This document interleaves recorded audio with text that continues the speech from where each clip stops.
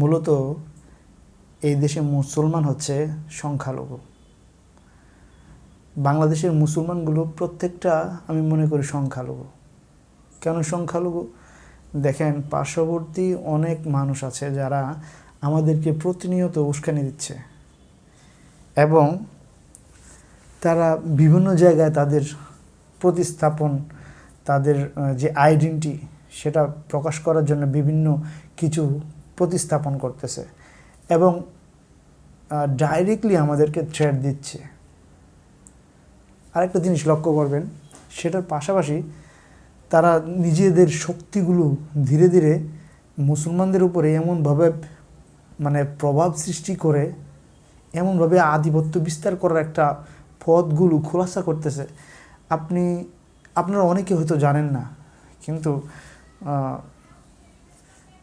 একমাত্র আল্লাহ সুবহানাহু ওয়া তাআলা তাওহীদবাদী মুমিনদেরকে আল্লাহ তাআলা জানিয়ে দিয়েছেন যে তোমাদের বন্ধু কেউ নয়, একমাত্র মুমিন ব্যক্তি তোমাদের বন্ধু। একমাত্র মুমিন ব্যক্তি ছাড়া যত মানুষ আপনি দেখছেন যে মুসলমান, আসলে তারা মুসলমান নয়। যদি মুসলমান হতো তাহলে বাংলাদেশের আকাশে, বাংলাদেশের প্রতিটা বাসার ছাদে ছাদে বিদেশিদের, কাফেরদের পতাকা পথ করে উঠতেছে। কিন্তু আফসোসের বিষয়, এই দেশে শাহজালালের মাটিতে কালেমার পতাকা উঠতে দেওয়া হয় না। কোনো একটা সমাবেশে কালেমের পতাকা নিয়ে গেলে সেটাকে র্যাব, পুলিশ, যে কোনো ডিপার্টমেন্ট থাকে না কেন সেটাকে ছিনিয়ে নিয়ে যায়। আমরা যেমন সংখ্যালঘু, আসলেই তাই, আমরা সবাই সংখ্যালঘু। এই বিশ্বকাপ উন্মাদনায় কোন জায়গায় পতাকা উঠতেছে না, কিন্তু আমাদের মুসলমানদের পতাকা উড়াতে গেলেই কেন এত ভয়? কাদেরকে খুশি করার জন্য আপনি আমাদের পতাকাটাকে আপনি ছিনিয়ে নিয়ে যাচ্ছেন?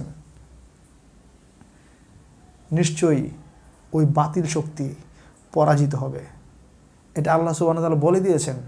এই জন্য আপনি আপনার ঈমানকে এমনভাবে খাঁটি করুন যাতে করে মৃত্যুর পরেও মানুষ বলতে বাধ্য হয় এই লোকটা একমাত্র অরিজিনাল তাওহীদবাদীরা কখনো পিছু পা হয় না। তারা সীসা ডালা প্রাচীর নিয়ে মুষ্টিবদ্ধ থাকে, প্রতিহত করে অন্যায়কে, অবিচারকে। কিন্তু তাদেরকেই ট্যাগ লাগানো হয়, যুগে যুগে ট্যাগ লাগিয়েছে। আপনি দেখতে পাচ্ছেন না? ওই দাদাদেরকে খুশি করার জন্য তারা বিভিন্ন কিছু করছে, অথচ আমরা নির্বাক সদস্য, হাজার হাজার লক্ষ কোটি মানুষ এই ফুটবল খেলা হ্যান ত্যান নিয়ে খুব ব্যস্ত। কিন্তু এর আড়ালে আমাদের মা বোনদের ইজ্জত ধর্ষণ, লুণ্ঠন হচ্ছে, সেদিকে কারো কোনো খেয়াল নেই। নিশ্চয়ই আল্লাহ তাআলার ওয়াদা সত্য, আল্লাহু আকবার, আল্লাহু আকবার, আল্লাহু আকবার।